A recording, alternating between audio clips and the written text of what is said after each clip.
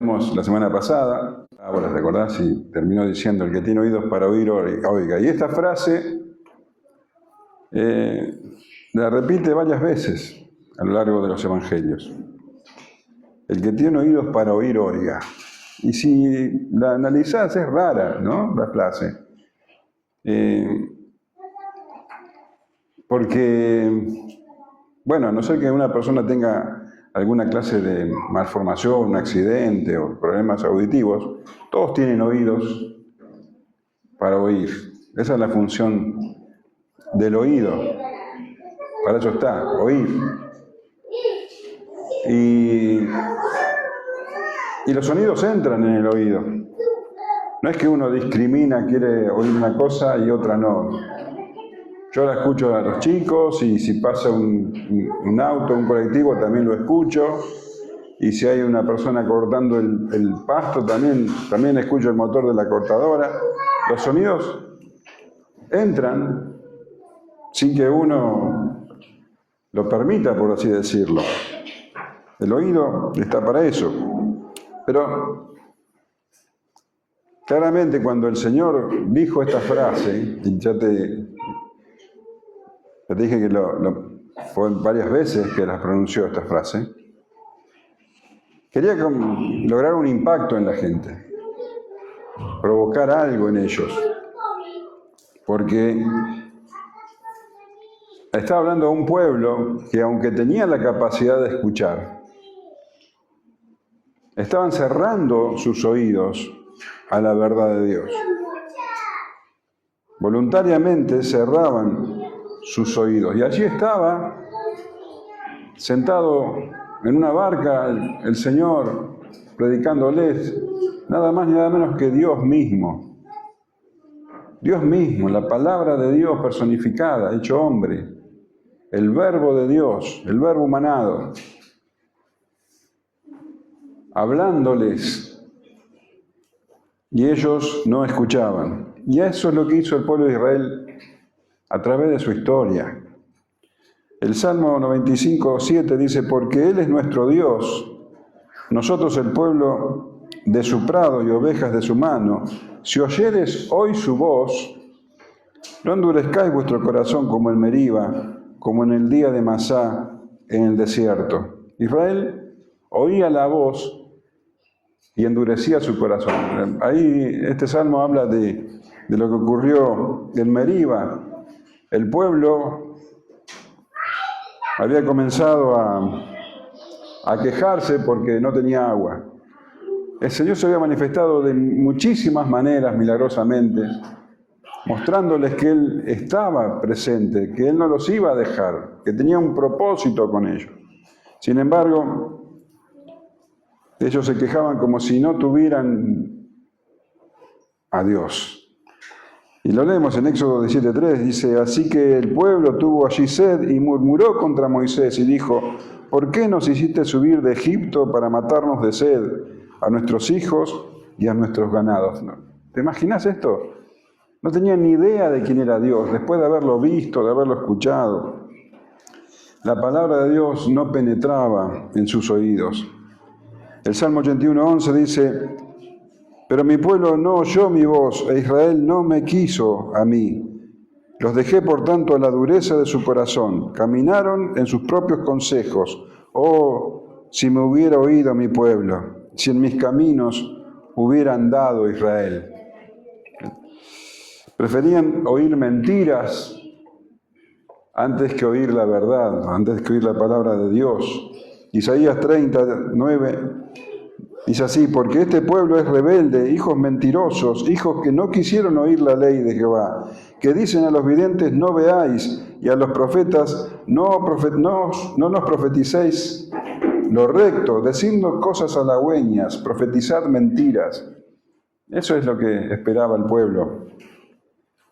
Jeremías 13 dice: este pueblo malo que no quiere oír mis palabras, que anda en las imaginaciones de su corazón, que va en pos de dioses ajenos para servirles y para postrarse ante ellos, vendrá a ser como cinto que para ninguna cosa es bueno. Así que acá tenés un pueblo que tenía oídos, pero no oía. ¿Y de quién es la culpa? ¿De quién es la responsabilidad? Jeremías 22, 21 dice, te he hablado en tus prosperidades, mas dijiste, no oiré. Este fue tu camino desde tu juventud, que nunca oíste mi voz. Dios les hablaba una y otra vez y ellos se negaban a escuchar. Tenían otros intereses, querían oír otra cosa y endurecían sus corazones. Y ahora tenían allí al Mesías. El Mesías anunciado había llegado, estaba en medio de ellos y vieron sus milagros portentosos, claros, y escucharon su palabra, dicha con autoridad, palabras de gracia, palabras de perdón, pero ellos no lo recibieron.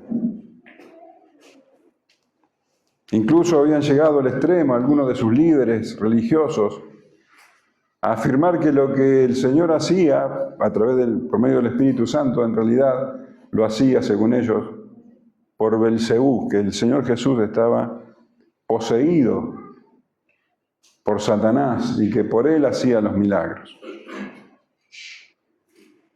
Ya no había nada más que hacer. Su corazón había llegado al extremo de la dureza.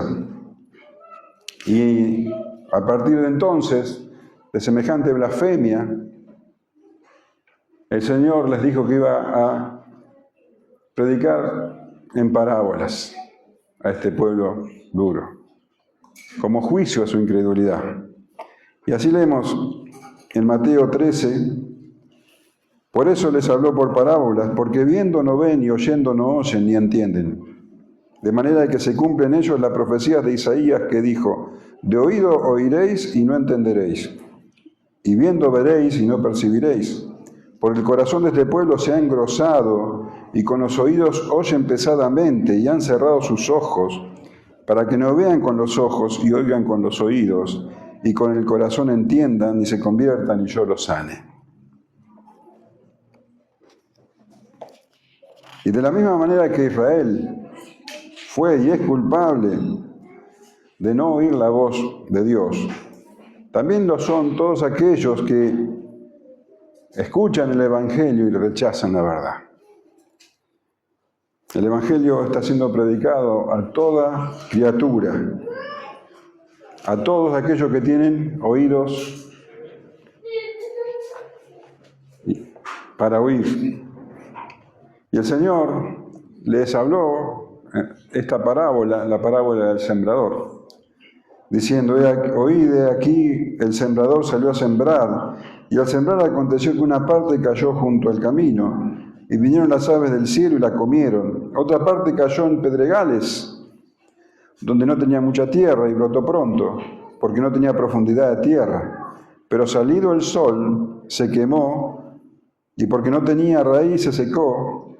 Otra parte cayó en espinos, y los espinos crecieron y la ahogaron, y no dio fruto. Pero otra parte cayó en buena tierra y dio fruto, pues brotó y creció y produjo a 30, 60 y a 100 por uno. Entonces les dijo estas palabras: el que tiene oídos para oír, oiga. La gente no entendió, la gente se quedó en ascuas, porque parecía que el Señor estaba dando una clase de agricultura. Pero después, aquellos que sí tenían interés, a sus discípulos y a los que estaban con ellos, el Señor les explicó esta parábola y le dijo que cada uno es responsable de lo que oye. Cada uno es responsable de lo que oye. Y eran y son culpables aquellos que endurecen su corazón y rechazan la palabra de Dios. Son responsables de eso y son culpables de eso. Y son también culpables los que escuchan la palabra de Dios superficialmente y la aceptan con agrado, pero sin compromiso. Cuando aparecen los problemas, cuando aparecen las aflicciones o el rechazo de la gente, entonces la palabra de Dios queda ahogada para ellos. Son responsables de su frivolidad. Y aquellos que también escuchan la palabra de Dios y parecen aceptarla con agrado,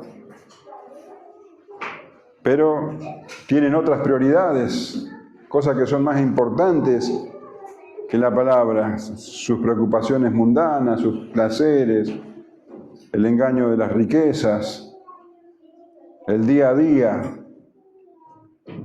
y la palabra de Dios queda ahogada. Son culpables.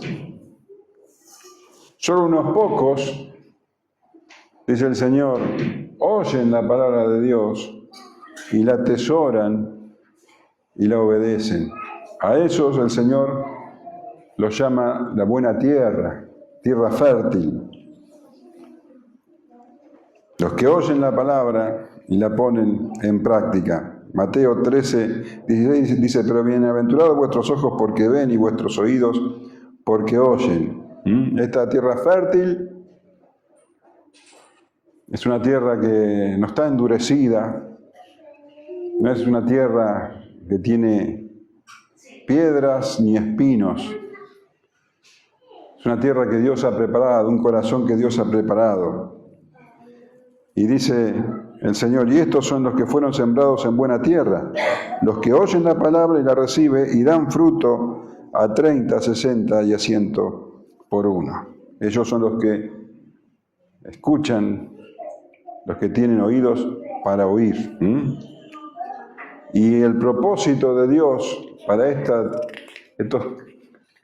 estas personas que tienen un corazón fértil es dar fruto.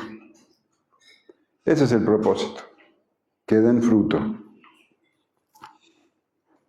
Cuando el Señor pronunció estas palabras, decíamos, les explicó a los discípulos, estaba con ellos en la intimidad y con algunos más,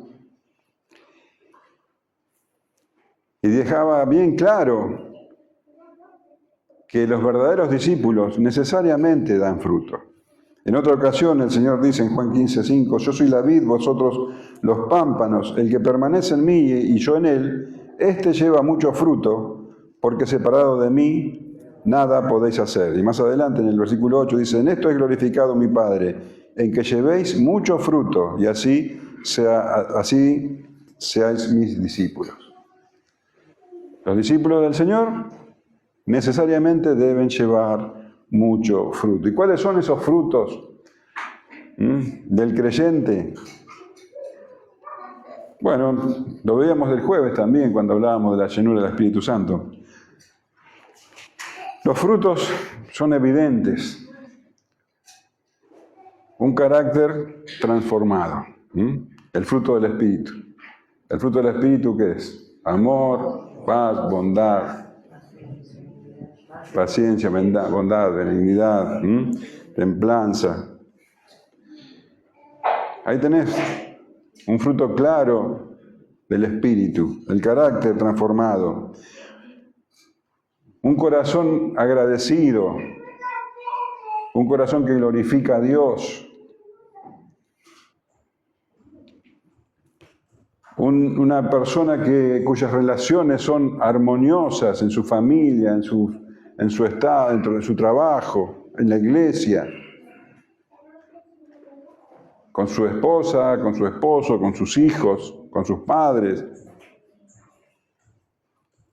Alguien que tiene una actitud constante de servicio, que está siempre preparado para servir al otro. Todo producto del amor a Dios y amor al prójimo. Y necesariamente también alguien que está aprovechando cada oportunidad para dar testimonio del Señor.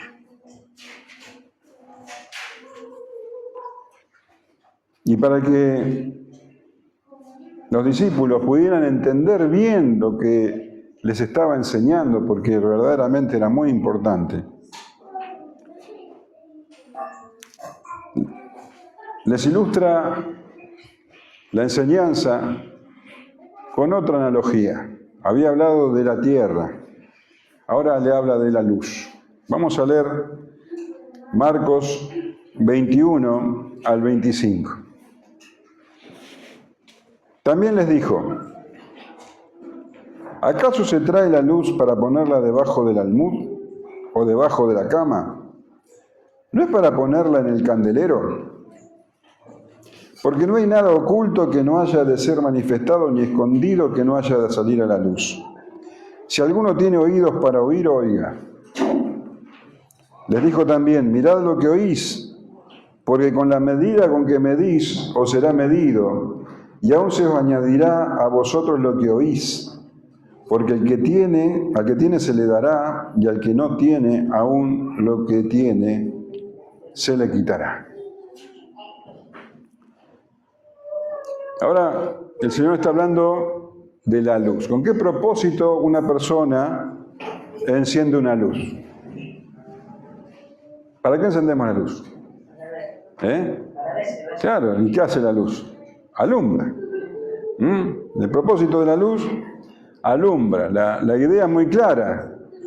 En una casa, pensemos en una casa de ese tiempo, llegaba la noche, entonces se encendía una lámpara. Las lámparas, acá les doy una idea para los que hacen cerámica, las lámparas eran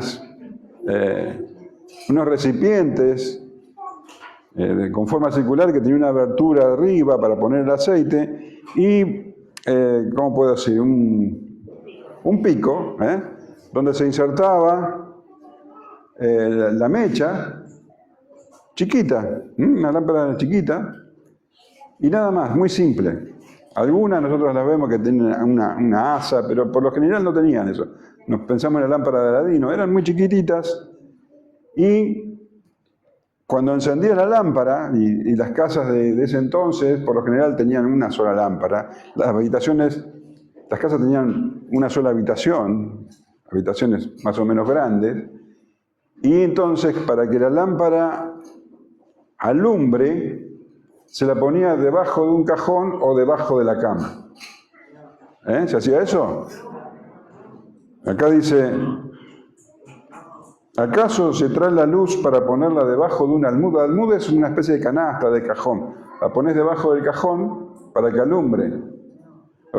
O debajo de la cama, y la cama no eran como las camas de ahora. Las camas de ese entonces eran directamente colchonetas que cuando ya no las usabas, las enrollabas y las ponías en un rincón. Entonces, claramente no. Vos no prendés una luz para ponerla debajo de una colchoneta. La luz se ahoga. ¿Quién haría una cosa así? Nadie haría una cosa así, porque sería un trabajo completamente infructuoso. ¿Para qué harías eso?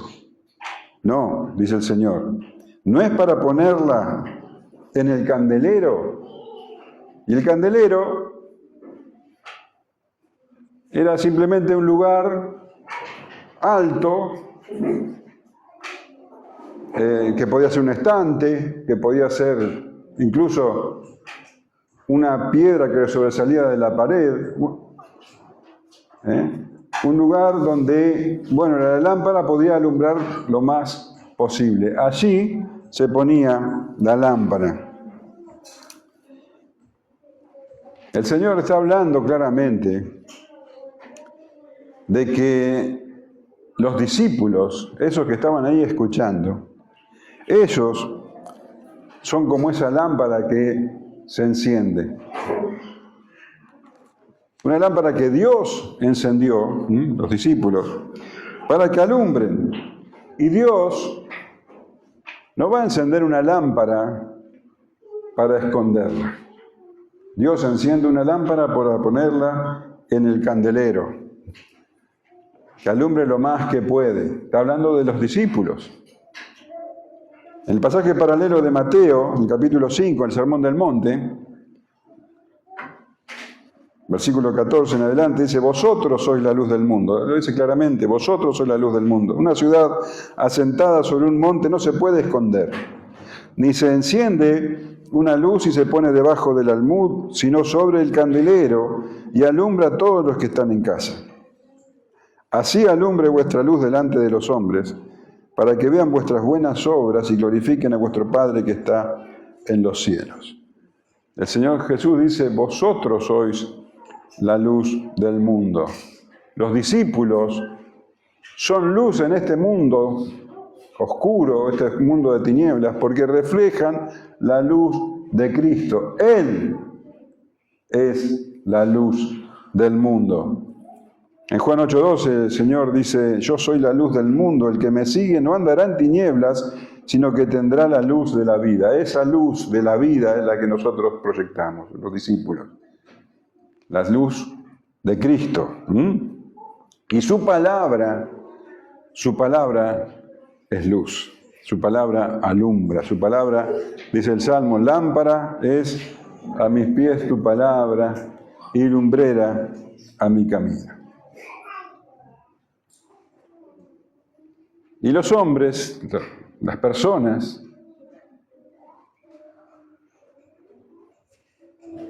rechazan la luz. Las personas rechazan la luz y aman las tinieblas. Y esta es la condenación, dice el Señor en Juan 3:19. Que la luz vino al mundo y los hombres amaron más las tinieblas que la luz, porque sus obras eran malas. Porque todo aquel que hace lo malo aborrece la luz y no viene a la luz, para que sus obras no sean reprendidas. Así que bueno, el Señor está dejando claro que los discípulos son como esas lámparas que Dios encendió para que reflejen la luz de Cristo en este mundo oscuro, este mundo de tinieblas. Y es muy significativa esa imagen, porque la luz simplemente alumbra, es lo que hace. Donde hay luz, bueno, se nota. Donde hay luz, las tinieblas retroceden. Y acá el Señor está diciendo algo muy, muy fuerte, que los discípulos son luz en este mundo. Y lo hacen, iluminan, por el solo hecho de ser discípulos de Cristo. El Señor nos dice, ustedes deben ser la luz del mundo. Esfuércense para alumbrar. No está diciendo eso. El Señor dice, ustedes son. Así como una lámpara, la luz, ilumina porque eso hace, los discípulos también iluminan. Iluminan, estamos hablando de manera espiritual. Los discípulos son luz. Así alumbre vuestra luz delante de los hombres, para que vean vuestras buenas obras y glorifiquen a vuestro Padre que está en los cielos. Los discípulos no son luz, y esto no significa que son perfectos, que no tienen errores, que no tienen tropiezos, pero por ser discípulos de Cristo, por haber sido iluminados con la luz de la vida, son diferentes al resto, se nota. Son diferentes al resto de las personas y son diferentes a lo que ellos eran antes. El apóstol Pablo dice en Efesios 5:8, porque en otro tiempo erais tinieblas, mas ahora sois luz en el Señor. El creyente es creyente porque Dios le dio oídos para oír. Escucha la palabra de Dios, la atesora y da fruto. Alumbra. Alumbra por ser un hijo de Dios, por querer agradar a Dios antes que cualquier otra cosa, por buscar su voluntad, por amar a Dios y amar al prójimo. Se nota la diferencia. Sus palabras son distintas, sus reacciones son distintas. Y todo esto hace que la persona, el Hijo de Dios, brille. Su carácter ha sido transformado. Y en este pasaje particular, el tema claramente es el oír. Y cuando el Señor Jesús está diciendo que el creyente es luz, está hablando de que el creyente es el encargado de que el mundo oiga. Lo que el Señor está diciendo, que aquellos que son buena tierra se transforman en los sembradores. Ellos son los que deben llevar el mensaje a todos, y aquellos a los que Dios le ha dado oído para oír, escucharán. El apóstol Pedro dice en su primera carta, en capítulo 2, mas vosotros sois linaje escogido, real sacerdocio, nación santa, pueblo adquirido por Dios, ¿para qué? Para que anunciéis las virtudes de aquel que os llamó de las tinieblas a su luz admirable. Y el apóstol Pablo dice en Romanos capítulo 10, la fe es por el oír, y el oír por la palabra de Dios. Así que, ¿vos crees que Dios enciende una luz para esconderla?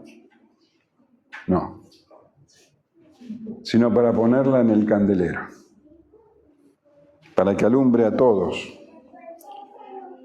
¿Y qué pasa con las luces escondidas? Puede haber cristianos que son como esas lámparas escondidas. ¿Puede el Señor entonces contradecirse a sí mismo? ¿Puede el Señor encender lámparas y ponerlas debajo del almud o debajo de una colchoneta? No. Pero hay personas que se identifican como cristianos, pero de una manera emocional, de una manera superficial, como los que son las semillas sembradas en pedregales, que se entusiasman con el Señor, pero sin compromiso, sin ningún compromiso. No quieren problemas. O se entusiasman con la palabra, pero en realidad tienen otras prioridades. El trabajo, la casa, los estudios, el entretenimiento, el deporte, cosas más importantes que la palabra. Se identifican como cristianos, pero no tienen oídos para oír. Es como si fueran lámparas debajo de un almud o debajo de una cama. Dios no las encendió para eso. Dios no las encendió directamente. El Señor dice, porque no hay nada oculto que no haya de ser manifestado, ni escondido que no haya de salir a la luz. El Señor conoce los corazones. ¿Sabías eso? Y de los 12 discípulos, los 12 apóstoles, había uno que a la vista de los demás era como ellos, pero su interés para estar allí no era el amor al Señor. Él sabía ocultar sus emociones y sabía disfrazar sus palabras. ¿Te acordás cuando María, unos días antes de que el Señor fuera crucificado, lo unge con un perfume muy caro? Él se queja por el desperdicio, pensaba él.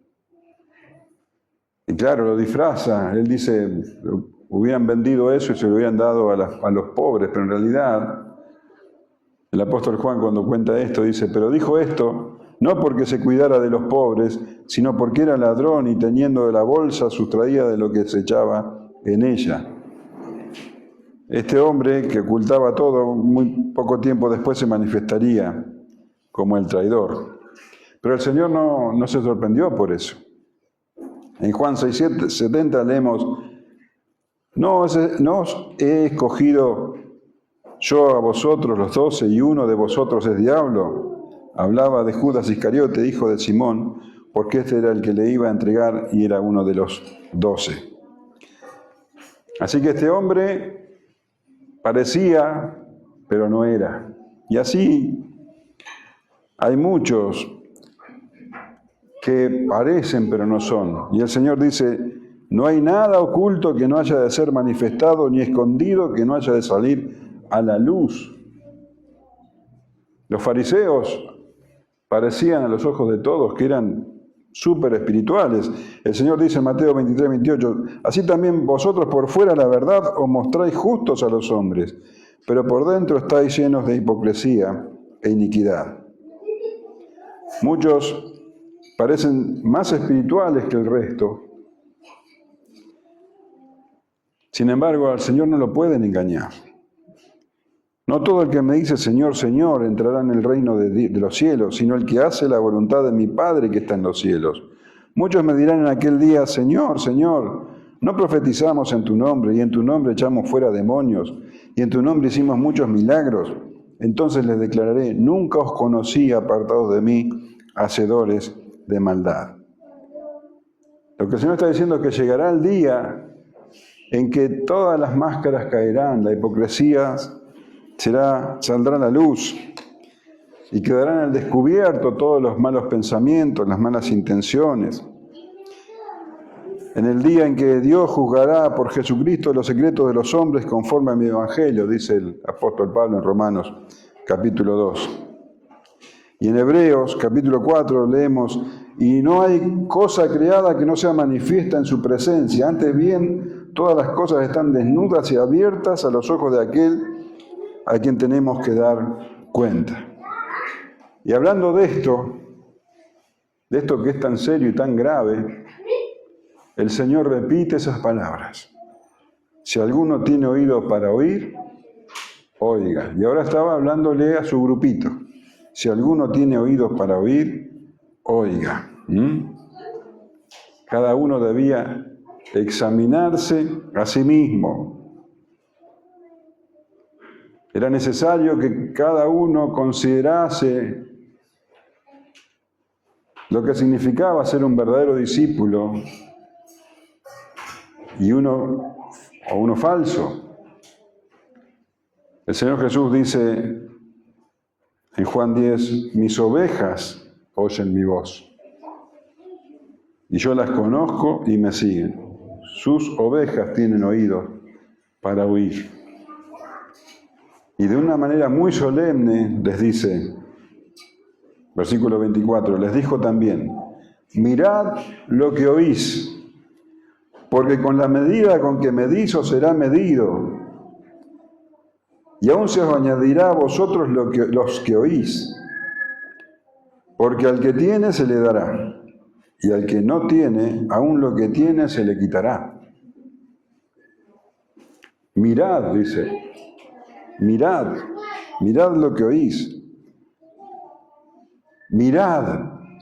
Esto se puede traducir también como: tengan cuidado, presten mucha atención, estén en guardia. El Señor está remarcando que tienen que tener cuidado con lo que oyen, cuidado con no engrosar sus oídos, cuidado con no dar la debida atención a sus palabras. Y les dice: miren lo que están escuchando, presten atención a lo que están escuchando.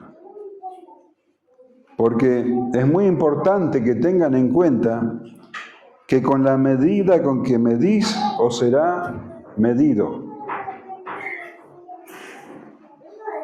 Con la medida con que medís os será medido. Él está hablando de la medida de la semilla. El sembrador tiene que sembrar generosamente.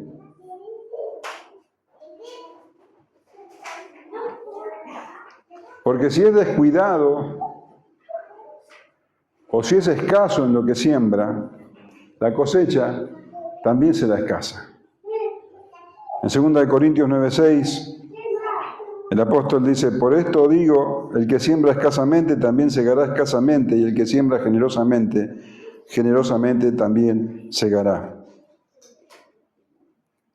El Señor está diciendo que el discípulo tiene que segar, segar, sembrar generosamente. Porque es luz. ¿Y qué hace la luz? Alumbra.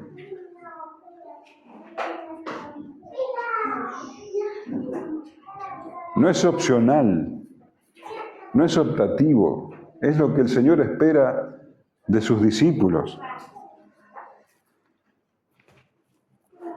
Porque con la medida con que medís os será medido, y aún se os añadirá a vosotros los que oís. Los que siembran con fidelidad, con generosidad, serán recompensados eternamente. El apóstol Pablo dice en 1 Corintios 9:24, ¿no sabéis que los que corren en el estadio, todos a la verdad corren, pero uno solo se lleva el premio? Corred de tal manera que lo obtengáis. Todo aquel que lucha, de todo se abstiene, ellos a la verdad para recibir una corona corruptible, pero nosotros una incorruptible. Y en Apocalipsis 22:12 dice, he aquí vengo pronto, y mi galardón conmigo para recompensar a cada uno según sea su obra. No puede existir una mayor motivación. ¿Te das cuenta de lo que está diciendo acá la palabra? El apóstol Pablo dice, los corredores de carrera o los luchadores, los atletas, se esfuerzan, hacen sacrificios para ganar una corona de laureles corruptible. Pero nosotros tenemos que esforzarnos porque nos espera la corona de gloria. Esa es la motivación. La eternidad con el Señor. El Señor dice que bendecirá su obra, pero no de acuerdo a nuestro esfuerzo. Porque dice, con la medida con que medís, os será medido. Pero aún se os añadirá a vosotros los que oís. Él va a recompensar abundantemente en esta vida y en la venidera. Dad y se os dará, dice en Lucas 6:38. Medida buena, apretada, remecida y rebosando darán en vuestro regazo, porque con la misma medida con que medís, os volverán a medir. Así que aquellos creyentes, o los creyentes, conscientes de que son luz, van a recibir gozo, van a recibir poder, van a recibir satisfacción, recompensa y más y más y más, porque el que tiene se le dará. El Señor dice, todo pámpano que en mí no lleva fruto, lo quitará, y todo aquel que lleva fruto lo limpiará para que lleve más fruto. Al que tiene se le dará, y al que no tiene, aún lo que tiene se le quitará. Y en el pasaje paralelo de Lucas, capítulo 8, versículo 18, dice, mirad pues cómo oís, porque todo el que tiene se le dará, y a todo el que no tiene, aún lo que piensa tener, se le quitará. Aún lo que cree tener, se le quitará. Los discípulos que no son lámparas, que tienen sus corazones como el terreno pedregoso, como el terreno espinoso, Pueden creer que tienen vida espiritual, pueden creer que conocen a Dios, pero en el día del juicio su fe superficial va a ser expuesta. En Santiago 2:19 dice, ¿tú crees que Dios es uno? Bien haces. También los demonios creen y tiemblan. A ver, el Señor ha encendido lámparas con el propósito de que alumbre.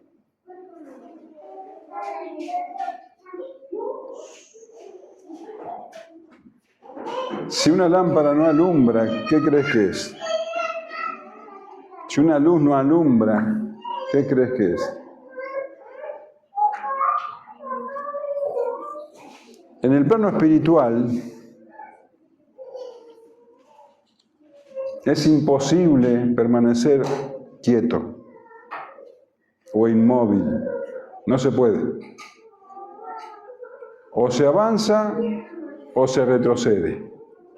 O se madura o se pierde. No se puede quedar siempre en un mismo nivel. No sucede eso. El Señor siempre a sus hijos los lleva hacia adelante, de gloria en gloria. Nunca se queda en el mismo lugar. Aquí tenemos 11 discípulos que guardaron la palabra, que tenían oído para oír, que tenían muchísimas debilidades, muchísimos errores, muchísimas faltas, pero habían comenzado el camino. Y el Señor les iba a añadir siempre más conocimiento, más amor a Él, más amor a su palabra, más santidad, más gozo, más fruto, porque al que tiene se le dará. Pero al que no tiene, aún lo que cree tener, se le quitará. Judas, ¿qué creía tener? No sé, prestigio.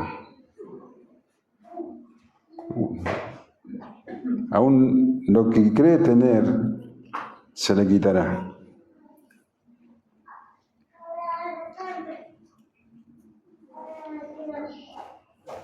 Reconocimiento, se le quitará. Beneficios terrenales, se le quitará.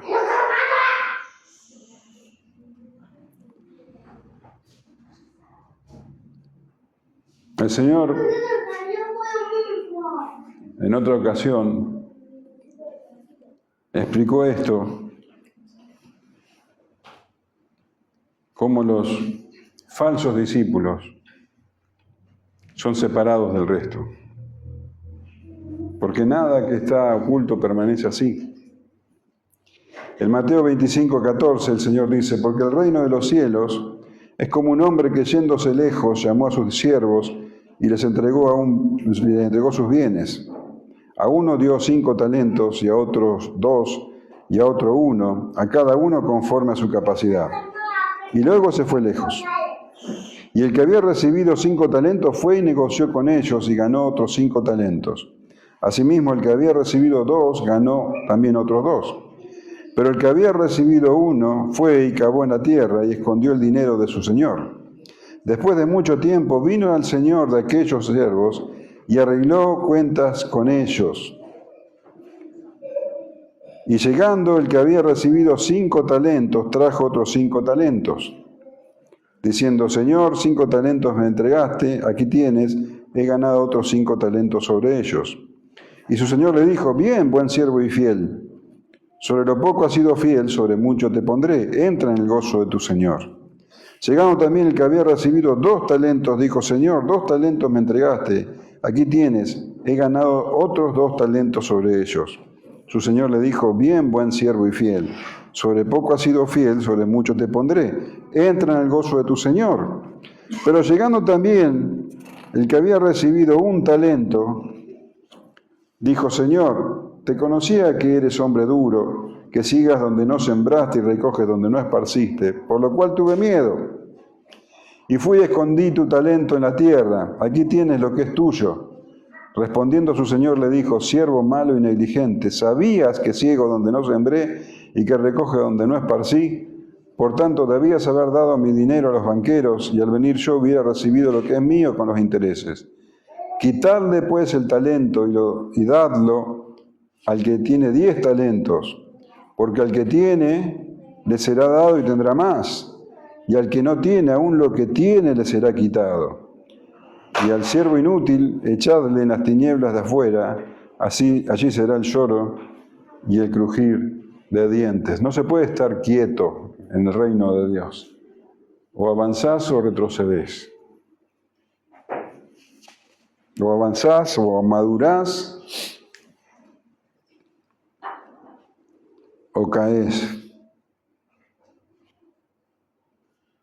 El Señor enciende lámparas con un propósito. El que tiene oídos para oír, oiga, dice el Señor. Las lámparas iluminan en este mundo de tinieblas, no se identifican con las tinieblas.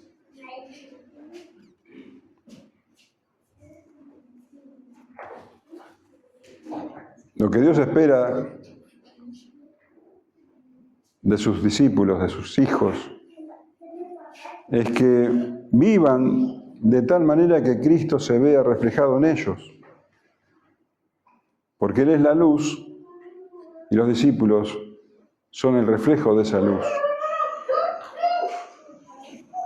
Y esto se ve en el carácter, se ve en las relaciones, se ve en las obras, para que vean vuestras buenas obras y glorifiquen al Padre que está en los cielos, y se ve en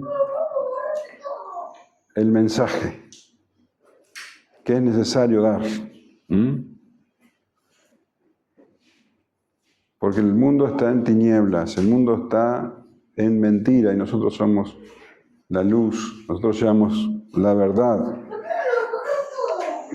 Y seguramente creo que estas palabras deben estar sacudiéndote, que en tu interior hay algo que se está removiendo, hay preguntas que te estás haciendo.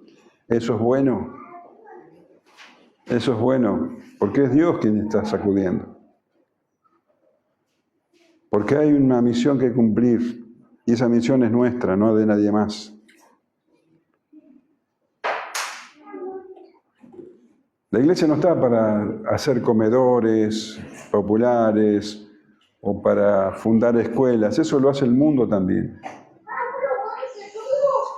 La iglesia está para llevar el mensaje, la única que tiene el mensaje es la iglesia. Para eso estamos aquí. Para eso es la luz. Para eso estamos aquí, para iluminar. Y si has estado adormecido o te has adormecido con el tiempo, bueno, hay que sacudirse y despertarse. Porque a tu alrededor hay tinieblas. Las personas que están a tu alrededor están en tinieblas. Y nosotros debemos estimularnos los unos a los otros para buenas obras. Para avanzar en este mundo de tinieblas. Para eso estamos aquí. Para eso estás vos aquí. Para eso Dios encendió la lámpara.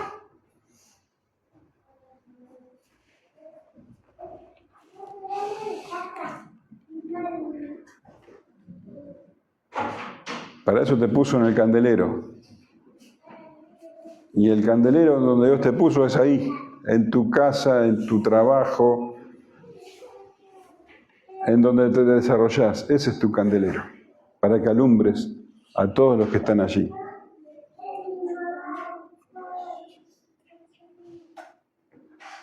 El Señor nos enciende una luz para esconderla.